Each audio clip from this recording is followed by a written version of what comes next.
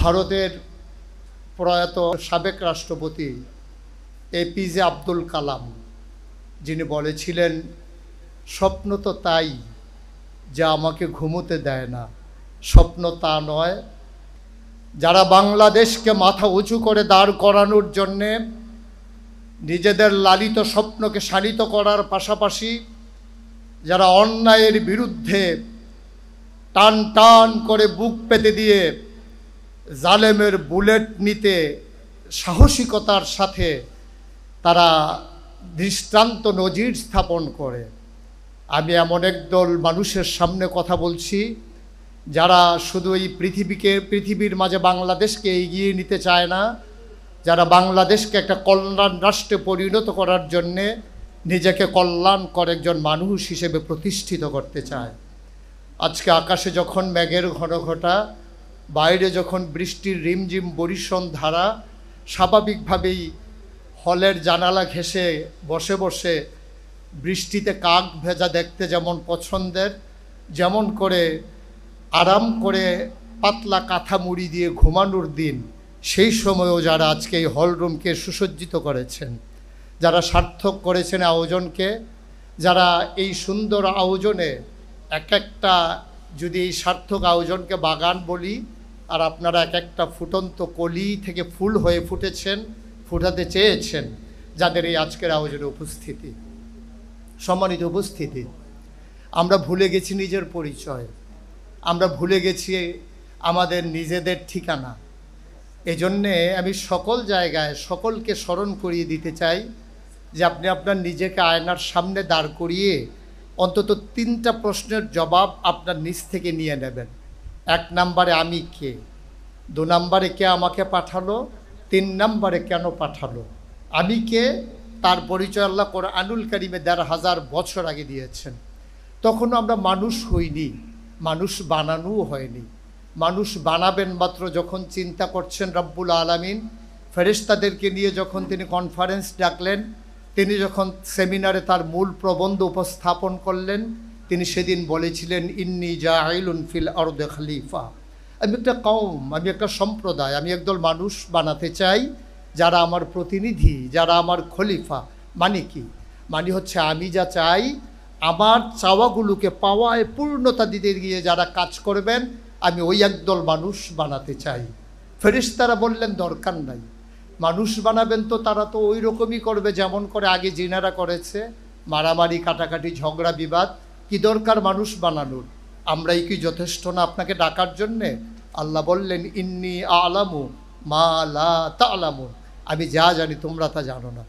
আজকে নিশ্চয়ই আল্লাহ তাবারক ওয়া তাআলা এই বৃষ্টিস্নাত দিনে আজকে ইশারা করে ফেরেশতাদেরকে দেখাচ্ছেন, ওই হল রুমের দিকে তাকিয়ে দেখো, যে মানুষ বানাতে না করেছিলে তারা ফিতনা ফাসাদ সৃষ্টি করবে বলে, আজকে হল রুমে তাকিয়ে দেখো একদল মর্দে মুজাহিদ মানুষ, যারা এখনো চেতনা লব্ধ, যারা এখনো তারা আগাতে চায় নিজের চেতনাকে শানিত করার জন্যে, এখনো যাদের খেলার বয়স দূর হয়ে যায়নি, এখনো যারা ভাবতে শেখার সময় হয়নি, এখনো যারা নিজেকে বিলিয়ে দেওয়ার সময় হয়নি, তাকিয়ে দেখো সেই নবীনেরা আজকে দীপ্ত শপথ গ্রহণ করছে কেমন করে পৃথিবীকে সুন্দর করে সাজানো যায়।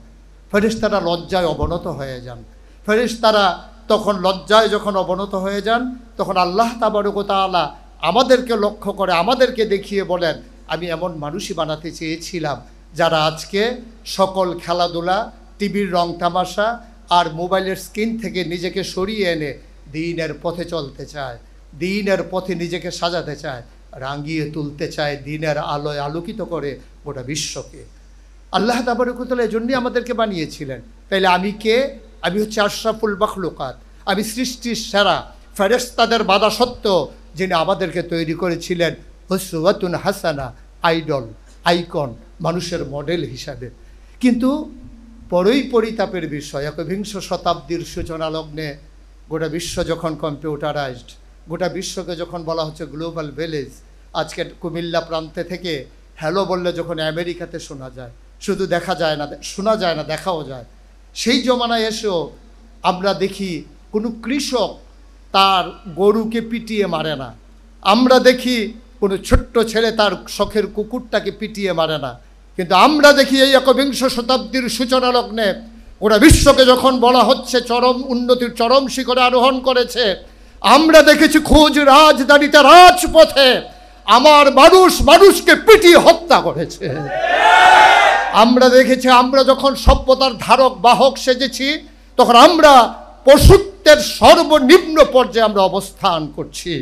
আমরা দেখেছি ক্ষমতার মসনদ আঁকড়ে থাকার জন্যে, নিজেদের স্বার্থ সিদ্ধি করার জন্যে সর্বপ্রথম বুক পেতেছিল সেই আবু সাঈদ। তার বুকে বুলেট বিদ্ধ করার পরে পরে ধাপে ধাপে 10 শতক হাজার পরিপূর্ণ করে লাশে লাশে আবার বাংলাদেশকে ভরিয়ে দেওয়া হলো। আমার হাসপাতালগুলোকে আজকে এই অসুস্থ মানুষের দ্বারা ভরপুর করে দেওয়া হলো। আমার মায়ের আহাজারি, আমার ভাইয়ের আহাজারি আজকে আকাশ বাতাস ভারী হতে শুরু করলো। আমার বোন তার সকল কিছু ফেলে রেখে, তার ঘরের আঙ্গিনাকে ফেলে রেখে রাজপথে নামতে বাধ্য হলো। আর যারা এর মাঝে অগ্রণী ভূমিকা পালন করলো তাদের নাম শিবির, যা শুধু একটি সংগঠন নয়, যা একটি প্রতিষ্ঠান, যা মানুষ গড়ার কারিগরে পরিণত হয়েছে ইতিমধ্যে। যে শিবির হাজারো মানুষ তৈরি করেছে, যে শিবির আজকে মানুষকে পথ চলার পাথর হিসেবে মানুষের সামনে নিজেদেরকে ওইভাবে উপস্থাপন করতে চেষ্টা করেছে। এজন্যে অনেক আগে ভারতে যখন মোহামেডান স্পোর্টিং ক্লাব লীগ শিরোপা অর্জন করেছিল, তখন কবি নজরুল একটি কবিতা রচনা করেছিলেন। আমি যখন পড়ছিলাম তখন মনে হচ্ছিল সেই কবিতার লাইনগুলো বাংলাদেশ ইসলামী ছাত্র শিবিরের জন্যও যেন আজকে তিনি থাকলে লিখে দিতেন। যদি এমন করে বলি, এই বাংলার অবনত শিরে তোমরা পড়ালে তাজ, সুযোগ পাইলে শক্তিতে মোরা অজেয় দেখালে আজ। এ কি অভিনব কীর্তি রাখিলে নিরাশাবাদীর দেশে, আধার গগনে আবার ঈদের চাঁদ উঠিল যে হেসে। শিবির যেন তার রক্তের মাঝে গোলাপ গাছ লাগিয়ে গোলাপ ফুল ফুটিয়ে দেখিয়ে দিলেন কেমন করে ফুল ফুটাতে হয় আর গোড়ায় রক্ত দিতে হয়। আমি বিশ্বাস করি, আমি তাদেরকে নিয়ে স্বপ্ন দেখি, আমি তাদের মাঝে আমি আশায় বুক বাঁধি যারা আজকে আমার সামনে বসে আছে। আমি বিশ্বাস করি শিবির যদি স্বমহিমায় সচেতনায় জেগে থাকে, তাইলে বাংলাকে আবার পেছনে ফেলে দিতে পারে এমন কোনো শক্তির উদ্ভব হওয়ার সাহসই বাংলাদেশে কেউ করবে না ইনশাআল্লাহ। আমার বিশ্বাস শিবির হবে অতন্ত্র প্রহরী। আমার বিশ্বাস শিবির নিজেকে জাগাবে এবং ঘুমন্ত মানুষকে জাগিয়ে তুলবে। আজকের এই নবীন বরণ অনুষ্ঠানে আমরা যদি নিজেদেরকে জাগিয়ে নিতে পারি, সে পতাকা তলে ঐক্যবদ্ধ করে নিয়ে নিজেদেরকে গড়ে তুলতে পারি, আর নিজেদেরকে চেতনায় সারিত করে নিতে পারি, যেমন করে জেনেছিলাম আমি কে আমাকে পাঠালেন, তিনি নিজেই বলে দিলেন যে তিনি সেই যে রব্বুল আলামিন। কেন পাঠালেন আল্লাহ তাও জানিয়ে দিলেন, ইয়া আইয়ুহান্নাস উবুদু রাব্বাকুম আল্লাযী খলাকাকুম ওয়াল্লাযীনা মিন ক্বাবলিকুম লাআল্লাকুম তাত্তাকুন। আল্লাহ এই জন্যই আমাদেরকে পাঠিয়েছেন যে হে মানুষেরা, উবুদু রাব্বাকুম, তোমরা ইবাদত করবে তোমার রবের, যিনি তোমাকে সৃষ্টি করেছেন।